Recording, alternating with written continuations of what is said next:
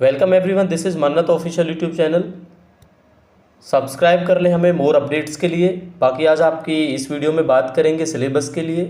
तो थंबनेल के हिसाब से आपको पता लग गया होगा, सिलेबस डिस्कशन करेंगे हम किसका।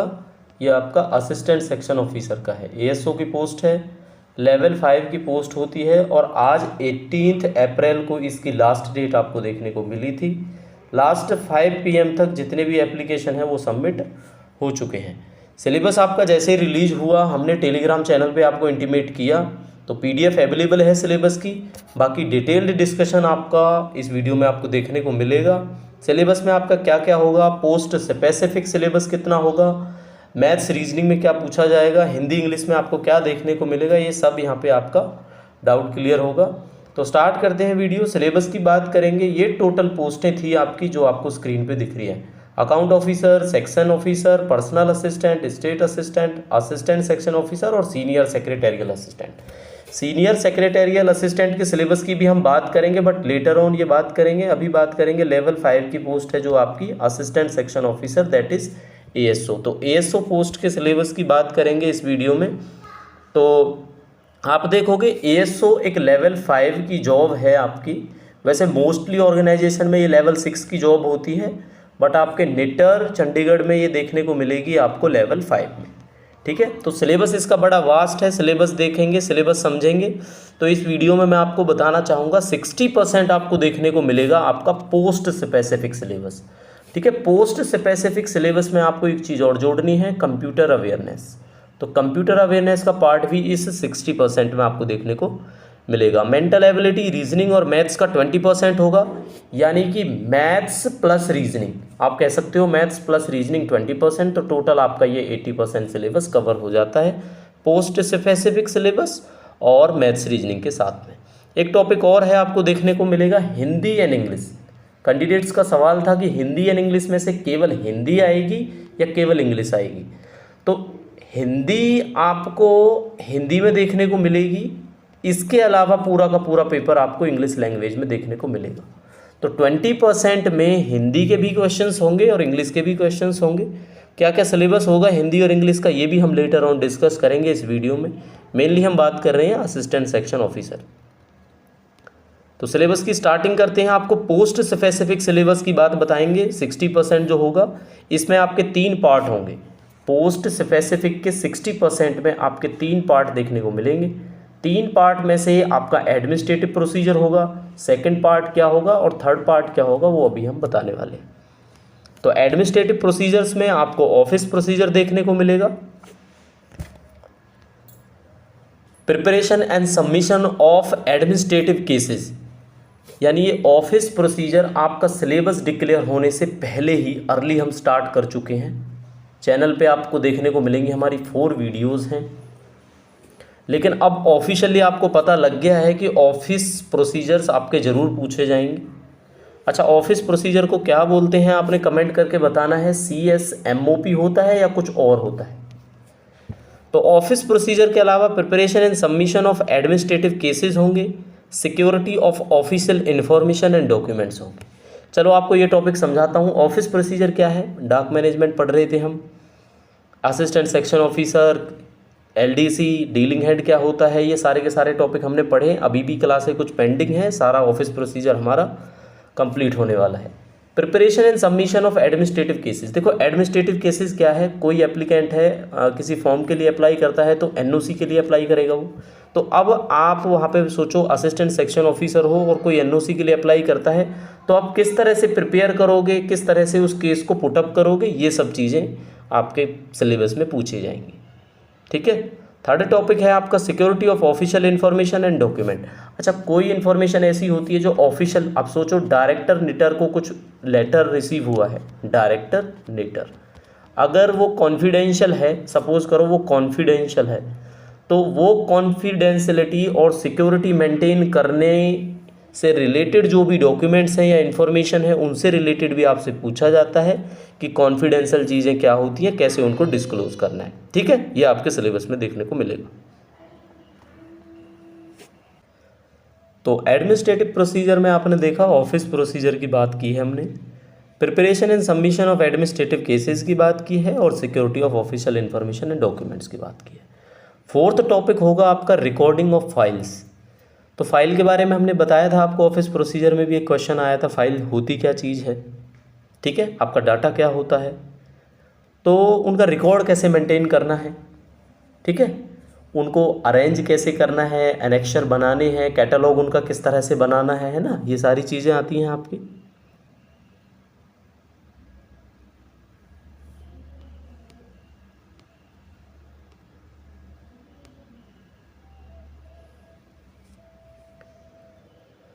इसके बाद आपको रिकॉर्डिंग रिटेंशन शेड्यूल देखना पड़ेगा। अब देखो ये क्या है, रिकॉर्डिंग या रिकॉर्ड, इसको रिकॉर्डिंग ना सोचो तो केवल आप रिकॉर्ड सोच सकते हो, ठीक है।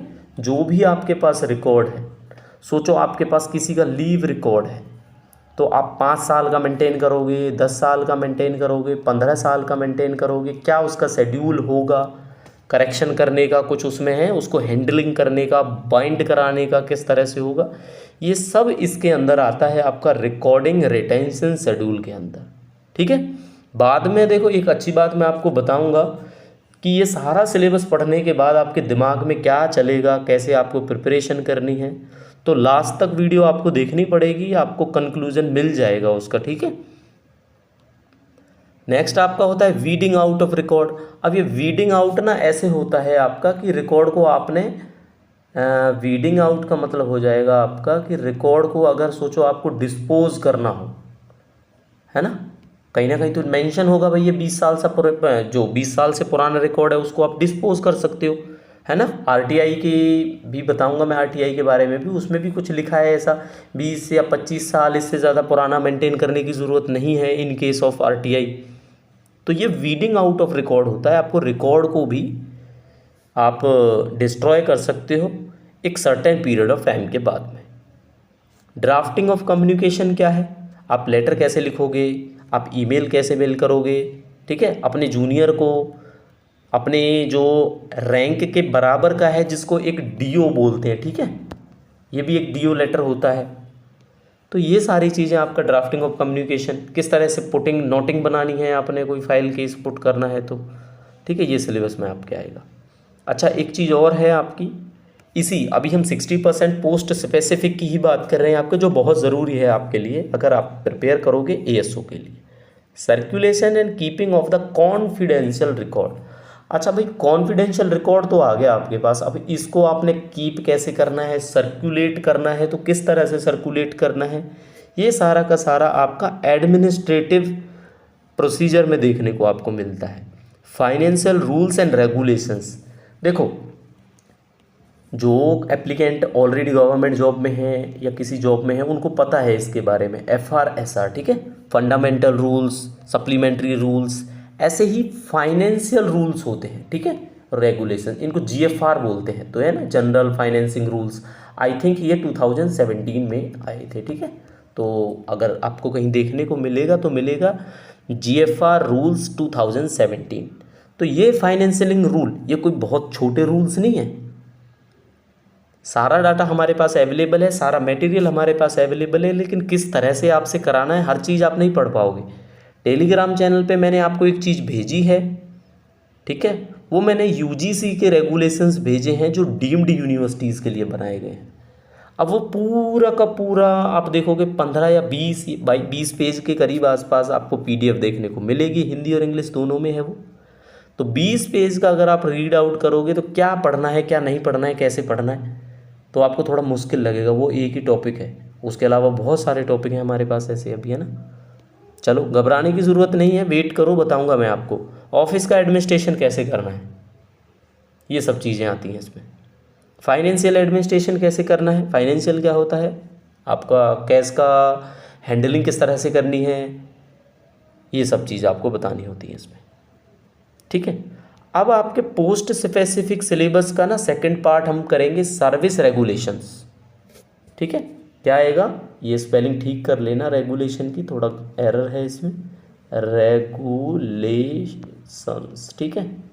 अच्छा सर्विस रेगुलेशंस में क्या करना है, इसमें आता है आपका फंडामेंटल रूल्स, जो मैंने बात आपको अभी बताई थी, दैट इज़ FR, इसको बोलते हैं फंडामेंटल रूल्स। नेक्स्ट आएगा टीए रूल्स। टीए क्या है? टीए होता है साथियों आपका ट्रैवलिंग अलाउंस, कि आप गवर्नमेंट वर्क से कहीं ट्रैवल करते हो तो ये सारी चीज़ें हैं जो आपको टीए मिलता है। टीए डीए वर्ड सुना होगा आपने। आपकी सैलरी स्लिप होती है उसमें भी ट्रैवलिंग अलाउंस हमें दिया जाता है। इंस्टीट्यूट से घर तक आने जाने का जितना भी मिनिमम है वो मिलता है हमें, लेकिन किसके हिसाब से पढ़ना है आपने? जैसा कि आपका सर्विस रूल्स में दिया गया है, ठीक है। सॉरी, सप्लीमेंट्री रूल्स है यहाँ पे एसआर का मतलब, ठीक है। क्या है? सप्लीमेंट्री रूल्स में जो मेंशन है टीए के रूल्स आपने वो पढ़ने हैं। थर्ड आपको पढ़ना है सीसीएस कंडक्ट रूल। सीसीएस ये आपके सेंटर के सर्विसेज के रूल्स हैं, ठीक है। ये हम सब कुछ आपको बताएंगे डिटेल्ड में। कंडक्ट रूल्स, कंडक्ट रूल्स का मतलब होता है आपका बिहेवियर के जो रूल्स होते हैं, ठीक है। बिहेवियर होता है, फीमेल एम्प्लॉय होता है वर्क प्लेस पे किस तरह से उसको एक्सप्लॉयटेशन या ये सारी चीज़ें उनसे बचाना है, ये सब कंडक्ट रूल्स में आता है। कोई काम करते हो आप विलिंगली, आप मना नहीं कर सकते ऑफिशियल वर्क से। अगर विलिंगली डिसोबीडियंस आपने दिखाई है तो आप पे कंडक्ट रूल के तहत कार्रवाई होगी, ठीक है। ये एक तरह से वो हैं जैसे आज इलेक्शन के चक्कर में आपको देखने को नहीं मिलते कोड ऑफ कंडक्ट, तो ये आचरण वाले आपके रूल्स हैं, ठीक है, कि किस तरह से आपने आचरण रखना है। देश के लिए इंटीग्रिटी रखनी है, ऑर्गेनाइजेशन के रिगार्डिंग आपको ऑनेस्टी से काम करना है, जनता है जो कस्टमर है डीलिंग है उसके साथ आपको किस तरह से बिहेव करना है, सारे के सारे इसमें आपके कंडक्ट रूल्स आते हैं। अगर आप वो नहीं करते हो, सीनियर के साथ मिसबिहेव करते हो, किसी चीज़ की विलिंगली मना करते हो, तो इन सब में आपका प्रावधान है किस तरह से आप पे कार्रवाई होगी। ये सब कंडक्ट रूल्स में आपको देखने को मिलता है, ठीक है। तो जो साथी पहले पढ़ चुके हैं उनको पता होगा, जो नहीं पढ़ रहे हैं उनको थोड़ा सा बेसिकली आइडिया लग जाएगा क्या क्या हमें पढ़ना है, ठीक है। अच्छा, ये पेंशन के रूल्स हैं क्या है?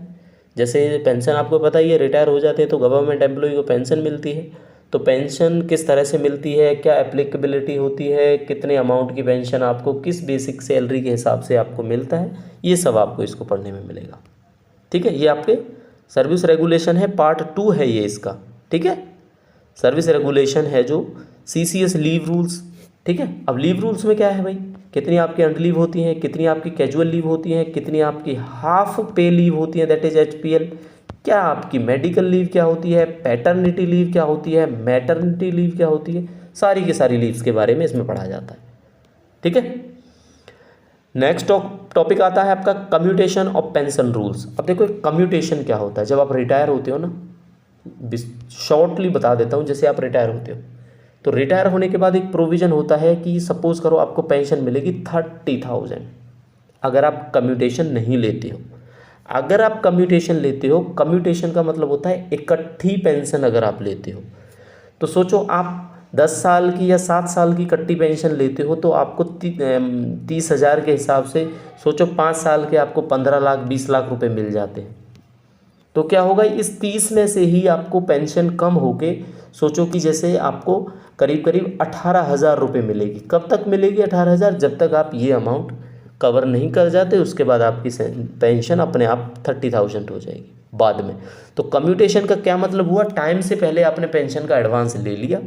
इन केस आपकी डेथ हो जाती है जो पेंशन का एम्प्लॉई है, तो उसको या उसके किसी नॉमिनी को पेमेंट करने की कोई ज़रूरत नहीं होती इसमें, ठीक है।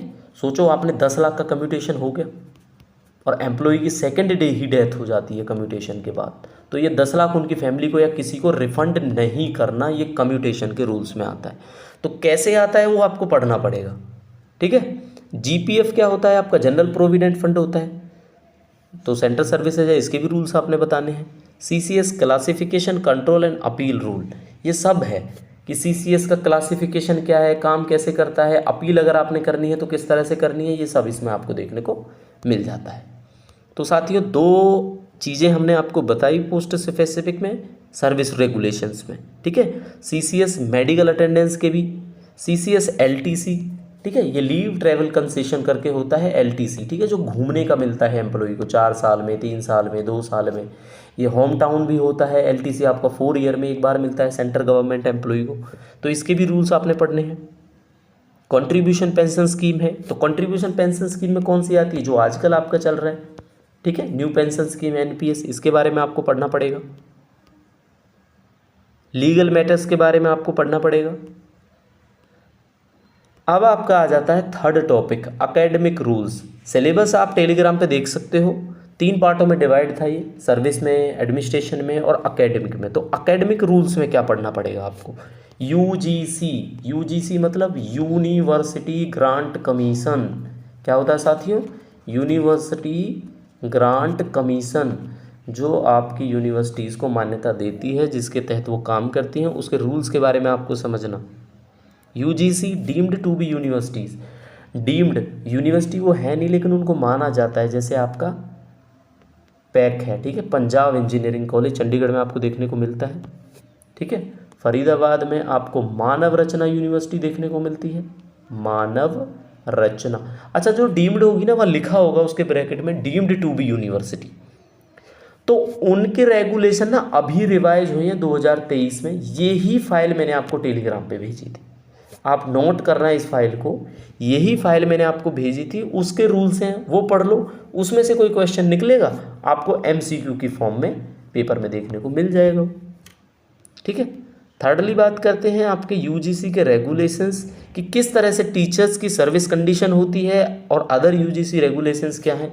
अब सोचो कोई जो टीचर है यूनिवर्सिटी में, उसकी सर्विस कंडीशन क्या क्या है, तो वो यूजीसी नॉर्म्स बनाती है ना उनकी, तो वो आपको डिस्कस करना पड़ेगा, पढ़ना पड़ेगा। एआईसीटी रूल्स, ठीक है। ये all India council of technical education, अगर आप बीटेक करते हो, इस तरह की चीज़ें करते हो, डिप्लोमा करते हो इंजीनियरिंग में, तो ये सब एआईसीटी के थ्रू होता है। तो एआईसीटी के भाई अपने रूल्स हैं। कौन से रूल की बात कर रहे हैं हम? Only and only academic rules की बात कर रहे हैं, ठीक है।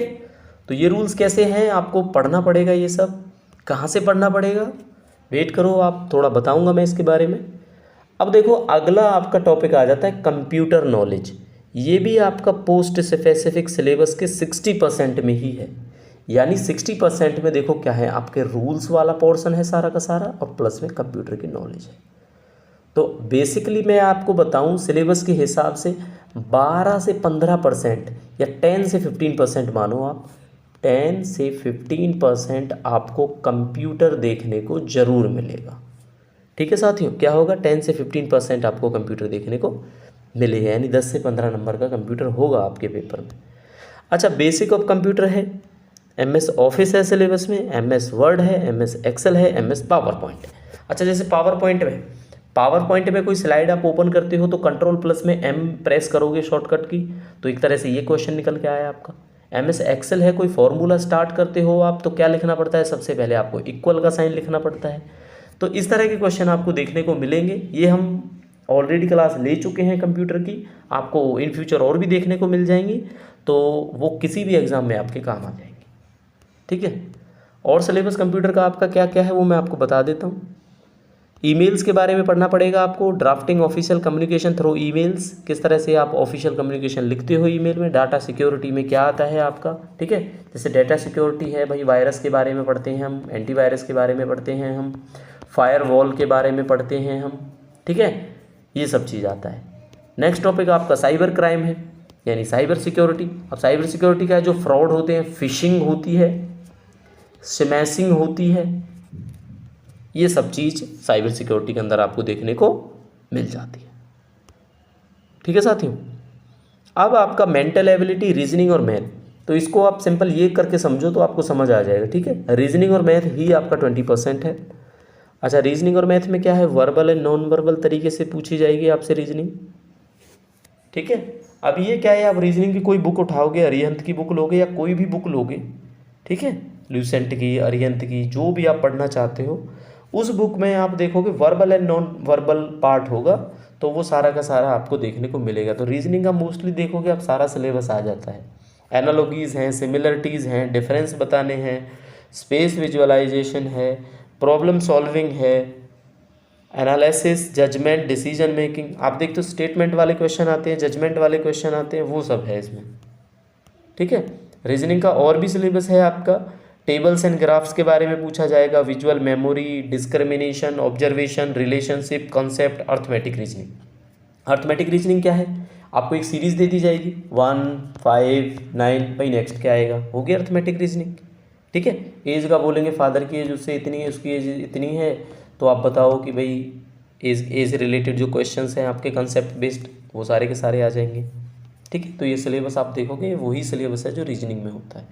फिगर कन्फिग्रेशन है, कुछ ऐसे पिक्चर दे देते हैं ना कि बताओ इसमें से कौन सी पिक्चर एम्बेडेड है नहीं है, ऑप्शन देते हैं। नेटर के आपने प्रीवियस क्वेश्चन देखे होंगे, उसमें पता लग जाएगा आपको ये। ठीक है, तो ये हो गया आपका सिलेबस आपके हमने करवाया जो मेंटल एबिलिटी और रीजनिंग का। अब मैथ्स के सिलेबस की बात करते हैं जो आपका 20% में आता है। तो अगर आप देखो ना तो 10 क्वेश्चन आपको रीजनिंग के, 10 क्वेश्चन आपको मैथ के देखने को मिलेंगे, मेरा मानना यही है। ठीक है, तो नंबर सिस्टम आता है, simplification, decimal, fraction, LCM, HCF, ratio, proportion, percentage, average, ये मैथ का सारा अरिथमेटिक मैथ है। ठीक है, ये वो मैथ है जो हम 10th क्लास तक पढ़ते हैं, तो ये कोई बहुत बड़ी बात नहीं है। प्रॉफिट लॉस है, डिस्काउंट है, सिंपल कंपाउंड है, मेंसुरेशन है, टाइम वर्क है, डिस्टेंस। ठीक है जी, तो ये आपका था सिलेबस जो हमने अभी डिस्कस किया। अब इंग्लिश और हिंदी में देखेंगे। इंग्लिश में आपके टॉपिक आपको मिलेंगे vocabulary, grammar, sentence structure, synonym, antonym और इनके करेक्ट यूजेस। कुछ ब्लैंक दे दिया, आपको फिल करना है, वहाँ पे वर्ब की कोई फॉर्म पता लग जाएगा आपको। ठीक है साथियों,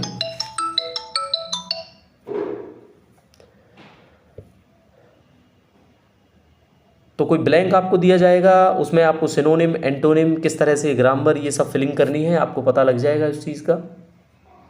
हिंदी में बात करेंगे तो आप देखोगे हिंदी और इंग्लिश का ना सिलेबस सेम है। अगर वोकैबुलरी पूछेंगे ना तो शब्दावली पूछेंगे हिंदी में, ग्रामर पूछेंगे तो व्याकरण पूछेंगे, सेंटेंस स्ट्रक्चर पूछेंगे तो वाक्य की संरचना पूछेंगे, सिनोनिम पूछेंगे तो पर्यायवाची पूछेंगे, एंटोनिम पूछेंगे तो विलोम शब्द पूछेंगे और इन सब का सही प्रयोग। तो इंग्लिश और हिंदी का सिलेबस सेम है, पढ़ना अलग अलग है। हिंदी और इंग्लिश दोनों के क्वेश्चन आपको देखने को जरूर मिलेंगे। ठीक है, तो अब आपके मन में जो सबसे बड़ा सवाल आता है, आपका सवाल आता है कि सर हम कैसे प्रिपरेशन करें असिस्टेंट सेक्शन ऑफिसर के लिए। देखो जी, अगर आप मेरे से पूछो कि सिलेबस कैसा है, कम है, ज़्यादा है, क्या है, तो सिलेबस इसका वास्ट है। वास्ट, वास्ट क्या होता है? बहुत ज़्यादा,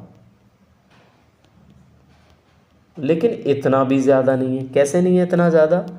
क्योंकि आपको क्या करना पड़ेगा, इंग्लिश है, हिंदी है, रीजनिंग है, मैथ है, ये ऑलरेडी आप पढ़ते आए हो, पढ़ते रहो, कंटिन्यू करते रहो। कोई भी एग्ज़ाम देते हो, पीजीआई का देते हो, एसएससी का देते हो, स्टेट का कोई एग्ज़ाम देते हो, चंडीगढ़ एडमिनिस्ट्रेशन का कोई एग्ज़ाम देते हो, तो ये रेगुलरली पूछे जाने वाली चीज़ है।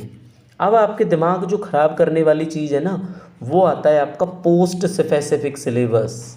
और पोस्ट स्पेसिफिक सिलेबस इतना बड़ा है, अगर मैं सारी की सारी पीडीएफ आपके पास भेजूं और बोलूं कि ये लो मटेरियल और आप पढ़ लो, तो वो उतने सारे मटेरियल से आप नहीं पढ़ पाओगे, बिकॉज वो बहुत ज़्यादा वास्ट मटेरियल है। अगर ऑफिस प्रोसीजर की ही बात करें तो 4 क्लासेज अभी हम ले चुके हैं, 2-3-4 क्लास और लगेंगे हमारी ऑफिस प्रोसीजर कंप्लीट करने में। तो सोचो 8 क्लास का थ्योरेटिकल मटेरियल आप एक बार में पढ़ोगे तो एक टॉपिक ख़त्म हुआ आपसे। फिर CCS conduct rule, CCS leave rule, CCS medical rule, जब ये सारे जैसे मर्जी आप ख़त्म कर दोगे ना, फिर यूजीसी के बारे में पढ़ो, यूजीसी के एडमिनिस्ट्रेटिव रूल पढ़ो, आईआईसीटी के रूल्स पढ़ो, तो इतना वास्ट सिलेबस है। मटेरियल मैं दे दूंगा लेकिन आप पढ़ नहीं पाओगे। ठीक है, तो अब ये सारी बातें हुई, अब आपको अपना डर निकालना है। डर कैसे निकालना है? हम प्रिपरेशन कराएंगे एक बेटर तरीके से। ऑफिस प्रोसीजर मैंने आपको पहले ही बोला था सिलेबस में 100% देखने को मिलेगा, इसलिए मैंने उसी की 4 क्लासें आपको करवाई। ठीक है, और सबसे पहले वही मैं ख़त्म करूँगा।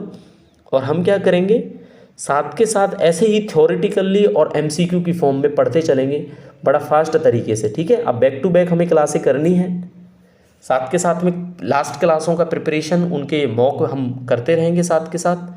तो बस आपको क्या करना है, मन्नत official YouTube channel, Telegram channel को सब्सक्राइब करके रखो आप। ठीक है, कोई डाउट होता है आप पोस्ट जरूर करें। आपको कोई सजेशन है क्लास कैसे स्टार्ट करनी है तो आप बता सकते हो हमें। बाकी हम क्या करेंगे, सीसीएस के सारे रूल्स, ठीक है, डिटेल्ड, इतना डिटेल्ड जाने की हमें ज़रूरत नहीं है। जितना आपके पेपर के लिए ज़रूरी होगा वो मैं आपको थ्योरेटिकल भी कराऊंगा, एमसीक्यू की फॉर्म में भी कराऊंगा, वन लाइनर में भी कराऊंगा और आपके मॉक की फॉर्म में भी कराऊंगा। ठीक है, वो सारा। तो बेसिकली क्या है, मन्नत ऑफिशियल यूट्यूब चैनल पे आपको देखने को मिलेगा, क्या देखने को मिलेगा, पोस्ट स्पेसिफिक सिलेबस अच्छे से करेंगे हम, ठीक है। आपको कोई यूट्यूब पे देखने को नहीं मिलेगा जो आपको पोस्ट स्पेसिफिक सिलेबस कराएगा। और जो ये सेंटर गवर्नमेंट के CCS रूल्स हैं ना, जितने भी गवर्नमेंट एम्प्लॉई हैं उनके जो भी डिपार्टमेंटल एग्ज़ाम होते हैं, प्रमोशन के एग्ज़ाम होते हैं, उसमें ये सारी चीज़ें पूछी जाती हैं। तो आप ये सोच के मत चलना कि नेटर ASO में ही काम आएंगे ये। किसी ने एम्स के एडमिनिस्ट्रेटिव असिस्टेंट का पेपर दिया होगा, एडमिनिस्ट्रेटिव ऑफिसर का AAO का पेपर दिया होगा, यही सिलेबस आपका आता है। CCS rules, FR rules, SR rules, medical leaves, ये सब का सब। तो आपको क्या करना है, चैनल पे बने रहना है, बैक टू बैक क्लासें देखने को मिलेंगी आपको। और अभी कैंडिडेट जो ये सोच रहे हैं कि SSA के सिलेबस का सर ने नहीं बताया, तो SSA का सिलेबस मैं ज़रूर बताऊंगा और वो काफ़ी मैच करता है आपके ASO के सिलेबस से। तो उसके लिए आपको नेक्स्ट स्लाइड ज़रूर देखने को मिलेगी, नेक्स्ट वीडियो में हम आपको ये क्लियर करेंगे, ठीक है। तो अभी साथियों क्या करना है, आपको 4 क्लासेज जो हमारी अवेलेबल हैं उन्हें आप प्रिपेयर करो, कल आपको नेक्स्ट क्लास हमारी ज़रूर देखने को मिलेगी। तो मिलते हैं आपसे कल नेक्स्ट क्लास में, तब तक के लिए thank you and see you soon.